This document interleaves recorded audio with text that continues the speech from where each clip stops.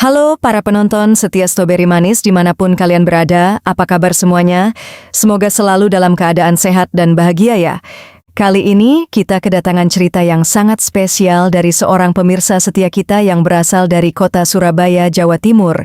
Beliau adalah Ibu Sarah, ibu rumah tangga berusia 50 tahun yang ingin berbagi pengalaman hidupnya yang penuh lika-liku. Beliau mengirimkan cerita ini melalui pesan WhatsApp dan meminta untuk disampaikan kepada kita semua sebagai bahan renungan.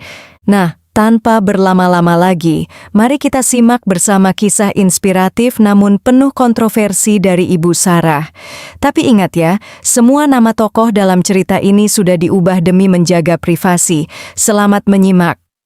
Dari sekian banyak momen yang kami lalui, ada satu momen yang tak akan pernah kulupakan terjadi. Tepatnya ketika sekitar 8 bulan setelah Dian anakku pergi. Saat itu seperti biasa malam minggu, Rama menantuku sibuk telepon-teleponan dengan Dian istrinya. Sementara aku justru duduk di singgasana itu tepat mengendarai perahu motor Rama yang sudah siaga. Ya, aku duduk di pangkuan Rama ketika ia menelepon Dian. Bisa dibayangkan bagaimana tak menentunya debaran jantungku dan berdebar-debarnya. Selain was-was dan menjaga deru angin yang memburu, aku juga menjaga stabilitas agar suara-suara tak bergema ke seluruh penjuru. Ya, aku baik-baik aja, Sarah. Kakakmu gimana di sana? Kata Rama sambil sesekali menoleh ke arahku yang membelakanginya. Rama pun juga harus mengatur deru angin itu, terutama ketika aku makin giat mengendarai perahu motor itu. Saat itu Dian pun cerita panjang tentang ujiannya, tapi beruntung ia tak curiga sama sekali dengan suara Rama yang sedikit berbeda. Sampai ketika Rama hendak tiba pada tujuannya, buru-buru ia menyudahi telepon itu sambil berkata, "Dian, udah ya, aku banyak kerjaan nih. Besok lagi teleponnya ya." Begitu layar mati, Rama langsung merubah haluan. Dari yang semula duduk menjadi beranjak, dan tersebarlah pundi-pundi kebaikan itu ke segala penjuru.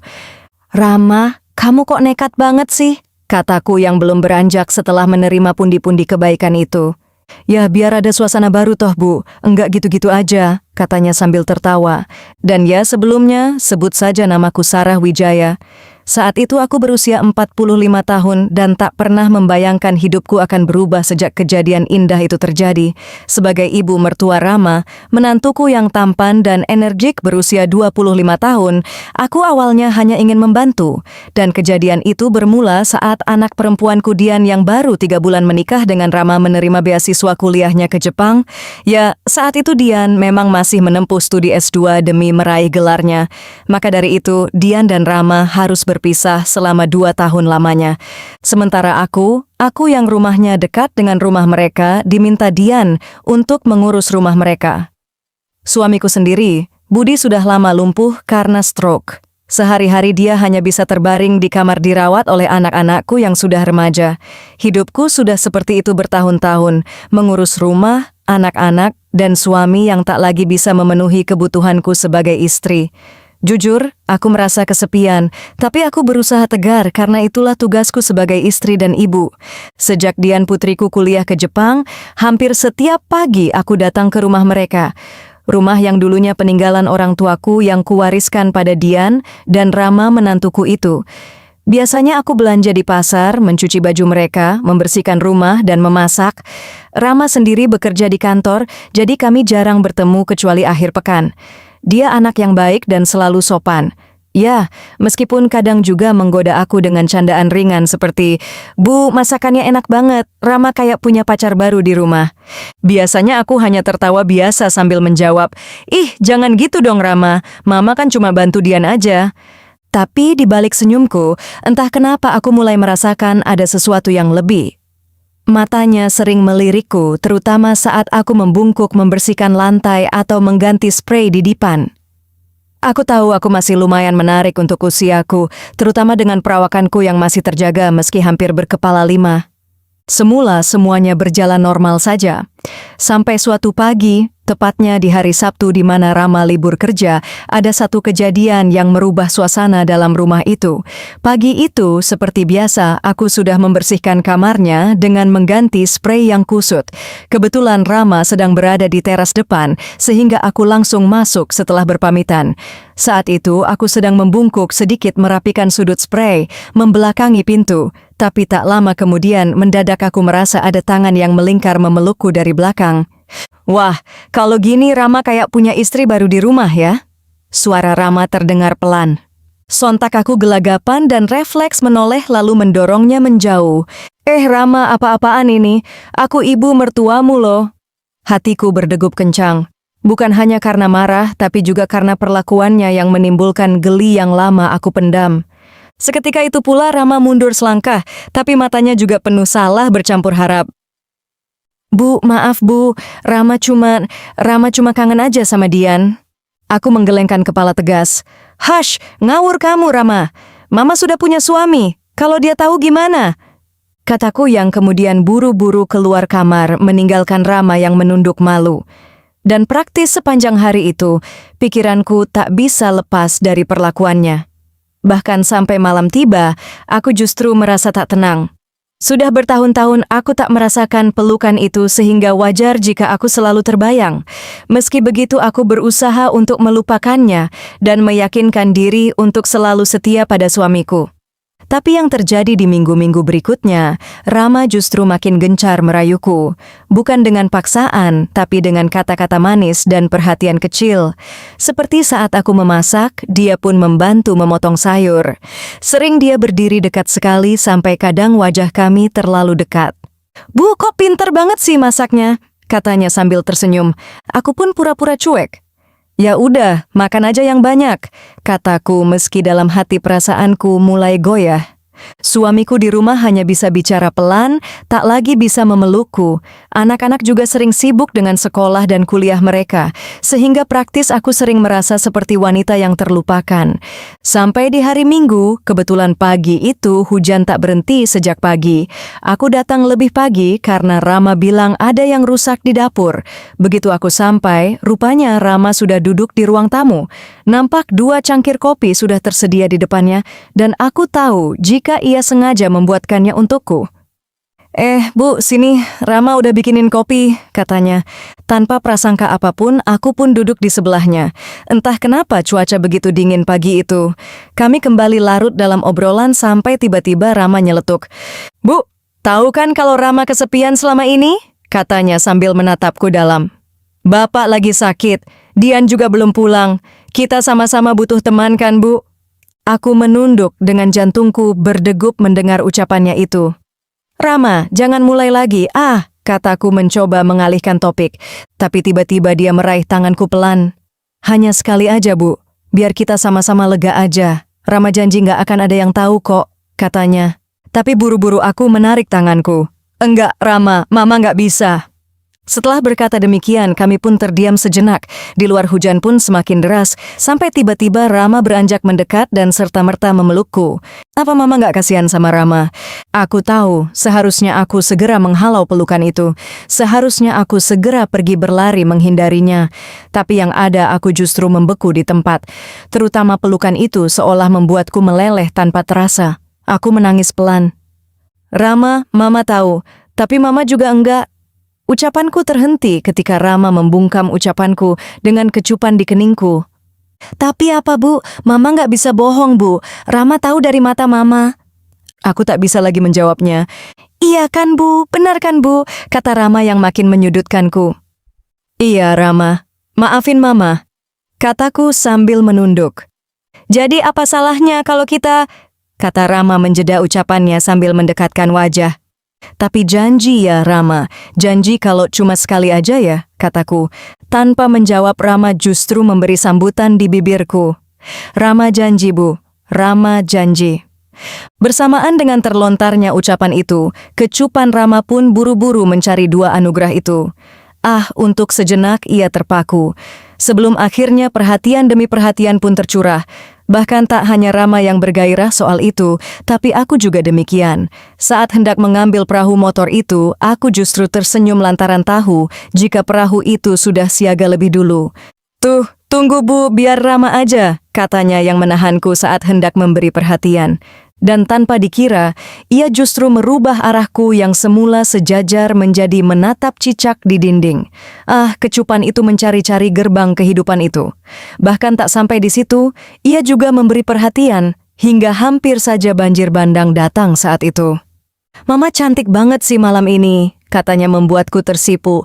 "Ih, gombal ya." "Ya udah, gas aja Rama," kataku. Dan selanjutnya, perahu motor pun melaju menuju samudra yang tak lagi biru. Bahkan samudra yang semula nampak layu menjadi berseri karena lintasan perahu motor itu. Deru angin pun memburu, terutama ketika varian motor berganti menjadi varian lain. Tak terhitung banjir bandang melanda negeri itu. Sampai ketika Rama hendak tiba pada tujuan mulia itu, aku sempat berkata padanya, "Kalau enggak keberatan, parkir aja di dalam Rama." Dan iya, setelahnya kami sama-sama terdiam, seolah kehilangan spirit dalam jiwa. Sesekali ia tersenyum, mungkin karena masalah hidupnya tak lagi ada. "Janji ya Rama, sekali aja kan?" tanyaku kemudian. "Tergantung sih Bu, kalau Rama ingat ya sekali, tapi kalau Rama lupa gimana?" katanya sambil tertawa. "Hi, jangan gila kamu Rama, tadi bilangnya kan gitu."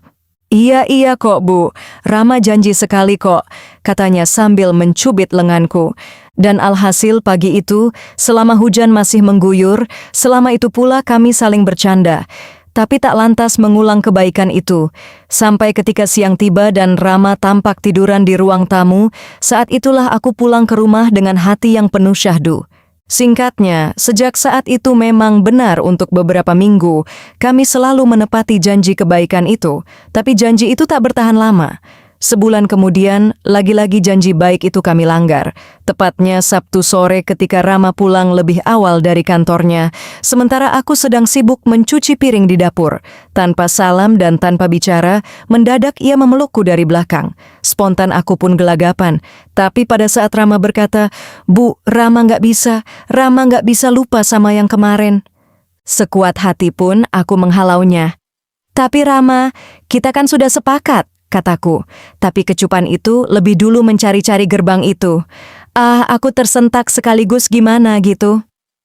"Cuman sore ini kok Bu." Alhasil, aku pun tak bisa berkata apapun lagi. Aku luluh karena aku juga kangen dengan kebaikan itu.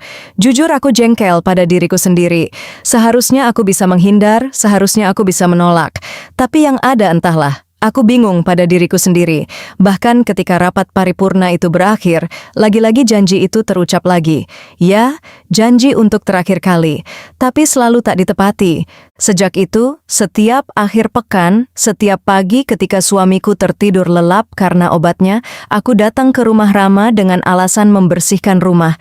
Tapi sebenarnya aku datang karena aku kangen pelukannya, kangen kata-katanya yang manis, bahkan kangen pada cara Rama membuatku merasa masih menjadi wanita yang diinginkan.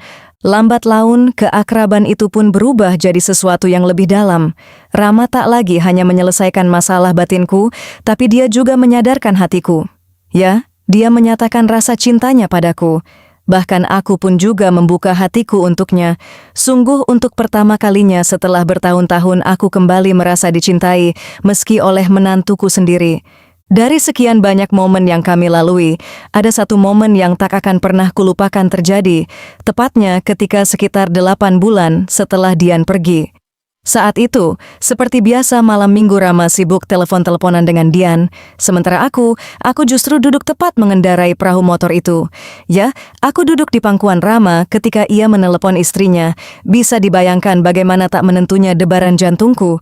Selain was-was dan menjaga deru angin yang memburu, aku juga menjaga stabilitas agar suara-suara tak bergema ke seluruh penjuru. "Iya, Din, aku baik-baik aja kok di sini. Kamu gimana di sana?" kata Rama pada istrinya sambil sesekali menoleh ke arahku yang membelakanginya. Rama pun juga harus mengatur deru angin itu, terutama ketika aku makin giat mengendarai perahu motor itu.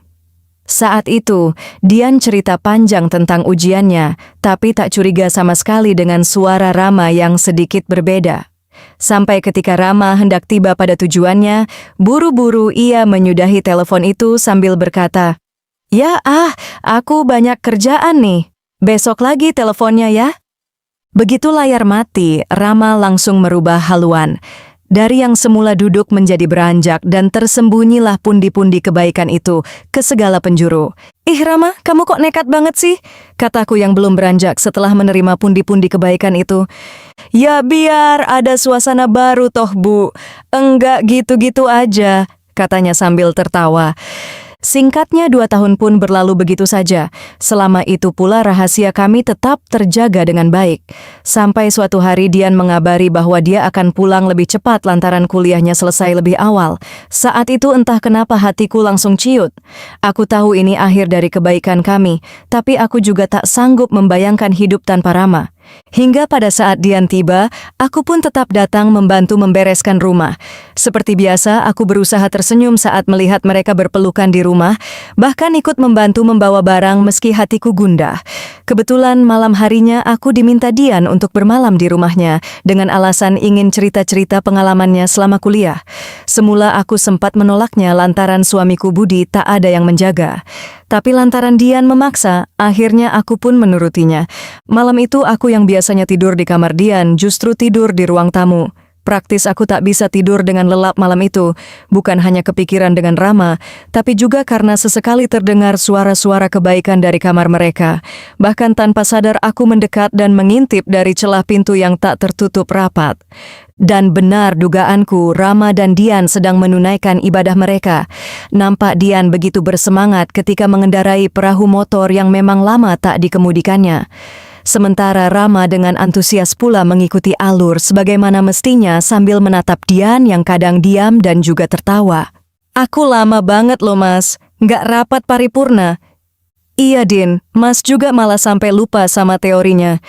Mendengar perkataan Rama, hatiku seperti remuk redam. Aku mundur pelan. Tapi sayangnya pada saat hendak berbalik, Rama sempat menoleh ke arahku. Nampaknya seperti salah tingkah, tapi berusaha sebiasa mungkin.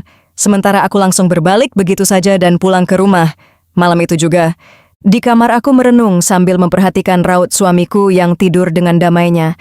Saat itulah timbul rasa bersalah di benakku yang sudah sekian lama mengkhianatinya. Sayangnya penyesalan itu tak berlangsung lama ketika tiba-tiba ponselku berdering dan sebuah pesanku terima dari Rama.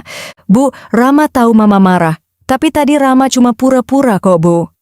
Aku sengaja tak membalas pesan tersebut, tapi dalam hati entah kenapa ada rasa gembira oleh pengakuannya. Aku pun begitu yakin jika kata-kata itu benar-benar tulus dari hatinya. Lantaran selama bersamaku, ia selalu membuktikan kasih sayangnya. Sampai keesokan harinya saat Dian pergi ke kampus untuk urusan administrasi, Rama datang ke rumahku. Aku membuka pintu dengan wajah pura-pura dingin. Aku ingin tahu bagaimana reaksinya setelah tahu jika aku marah. "Ngapain kamu kesini Rama?" kataku. Tapi Rama justru memaksa masuk bahkan memelukku. "Bu, dengarin Rama dulu. Kemarin itu cuma sandiwara. Mama harus percaya setiap kali Rama seperti itu. Yang ada di pikiran Rama cuman Mama." Entah kenapa dia selalu berhasil membuatku luluh. Dan saat itu juga aku hanya menangis di pelukannya. "Tapi Mama lihat kamu seneng kok mendengar hal itu." Rama lantas memutar tubuhku menatap dalam. "Bu, Rama cuma cinta sama Mama, bukan sama Dian lagi. Dian cuma istri, tapi hati ini tetap milik Mama. Ibu mertuaku yang jadi segalanya buat Rama." Bersamaan dengan itu, dia memberi sambutan di bibirku. Aku tahu itu salah. Aku tahu itu penuh risiko. Tapi saat dia memelukku, aku pun tak bisa apa-apa. Sambutan itu beralih ke lainnya. Bahkan tanpa sadar, ia menawanku menuju dapur bukan untuk memasak atau membuat kopi, tapi mengulang kebaikan yang tertunda setelah kedatangan Dian. Ya, sejak itu keakraban kami memang tak pernah benar-benar berhenti. Meski Dian sudah pulang dan tinggal serumah lagi dengan Rama, tapi kami masih bisa sembunyi-sembunyi dan hati-hati. Sejak itu kami hanya bertemu saat Dian ke kampus untuk urusan pasca kuliahnya. Hanya saja sejak itu pula aku pun mulai melihat perubahannya pada Dian. Dulu saat awal-awal dia pulang, wajahnya selalu berseri seperti pengantin baru.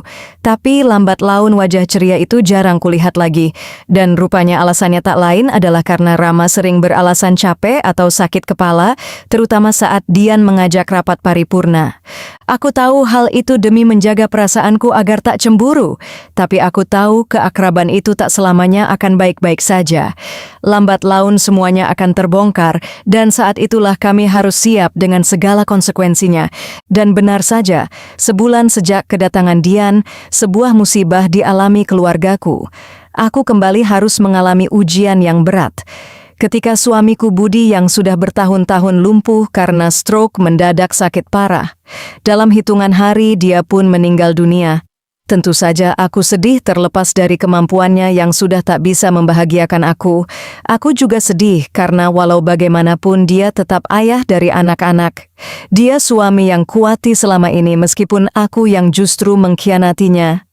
Sayangnya di tengah duka itu, akhirnya keakraban antara aku dan Rama pun akhirnya terkuak. Aku ingat saat itu tepat 7 hari suamiku meninggal. Rumah pun dipenuhi tamu.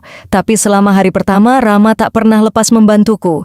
Ia sibuk mengangkat barang, menyambut tamu, bahkan ikut memasak di dapur belakang saat rumah penuh orang. Barulah di hari ke-7, tepatnya saat tamu sudah mulai berkurang, kami bertiga di rumahku. Sementara anak-anak pergi sekolah. Saat itu Rama, aku dan Dian sibuk memasak untuk kenduri terakhir sore harinya. Sayangnya saat Rama mengambil sendok dari tanganku, tanpa sadar ia berkata, "Sayang, garamnya kurang kayaknya. Coba tambahin sedikit." Kata sayang itu secara refleks terlontar begitu saja darinya.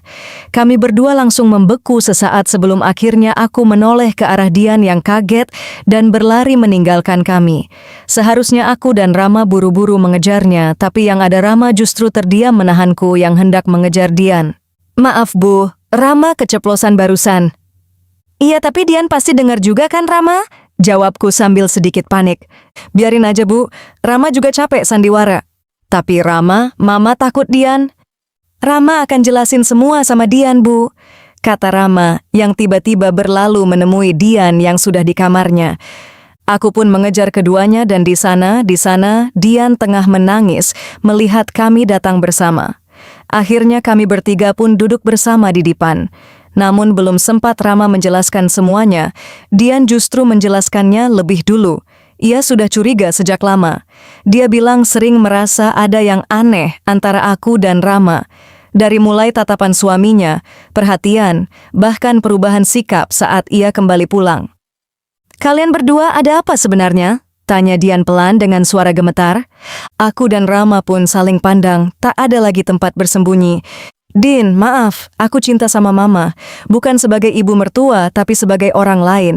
Ini dimulai saat kamu di Jepang. Awalnya salah, tapi sekarang malah..." Mendengar Rama berani berkata seperti itu, maka aku pun menimpali. "Nak, Mama minta maaf. Mama nggak pernah mau merebut suamimu. Tapi Mama dan Rama saling membutuhkan. Cuma dia yang bikin Mama hidup lagi." Dian pun terdiam cukup lama. Wajahnya pucat dengan mata merah. Dia menangis pelan tapi tak berteriak atau marah besar seperti yang kutakutkan. Setelah beberapa menit yang terasa seperti berjam-jam, dia mengusap air matanya dan berkata, "Aku sudah curiga dari dulu. Awalnya aku marah, sakit hati, tapi aku juga lihat Mama bahagia lagi setelah Papa pergi. Mama tersenyum lepas, mata Mama berbinar. Sesuatu yang gak pernah aku lihat sejak Bapak sakit." Dian menarik napas dalam lalu melanjutkan, "Aku sayang kalian berdua, Rama. Aku tahu kamu sudah berusaha jadi suami yang baik buat aku. Mama, aku tahu Mama sudah berkorban banyak seumur hidup. Kalau kalian memang saling cinta, aku enggak mau jadi belenggu."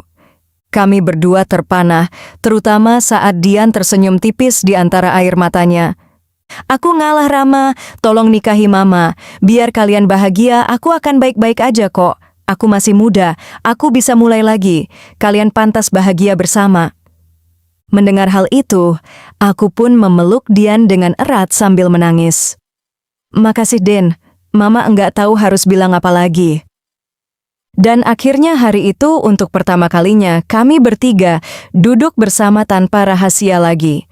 Luka memang masih ada, tapi di baliknya ada kelegaan dan harapan baru. Sampai beberapa bulan kemudian, proses perpisahan pun berjalan dengan damai. Dan suatu pagi yang cerah di hadapan keluarga kecil kami, Rama melamarku dengan cincin sederhana. Aku menangis bahagia mengingat cinta kami yang akhirnya menemukan jalan menuju kehidupan baru yang lebih indah. Nah, para penonton setia Strawberry Manis, itulah kisah dari Ibu Sarah dari Surabaya yang telah berbagi pengalaman hidupnya dengan kita semua. Cerita yang sangat mengharukan ya, bagaimana cinta bisa tumbuh di tempat yang tak terduga, bagaimana pengorbanan seorang anak untuk kebahagiaan orang tuanya, dan bagaimana cinta sejati bisa menemukan jalannya meskipun harus melewati badai dan kontroversi. Tentu saja, cerita ini mengingatkan kita bahwa hidup memang penuh dengan kejutan. Namun satu hal yang pasti, cinta dan kejujuran akan selalu menjadi fondasi terbaik dalam setiap hubungan. Dan yang paling penting, keluarga adalah segalanya. Bagaimanapun bentuknya, apapun keputusannya, yang terpenting adalah kebahagiaan bersama. Jangan lupa like, komen, dan subscribe channel Strawberry Manis ya. Share juga cerita ini ke teman-teman kalian. Dan jika kalian punya kisah menarik lainnya, jangan ragu untuk mengirimkannya ke kami. Sampai jumpa di episode selanjutnya. Tetap semangat dan selalu jaga kebahagiaan keluarga kalian. Strawberry Manis, selalu manis di setiap cerita.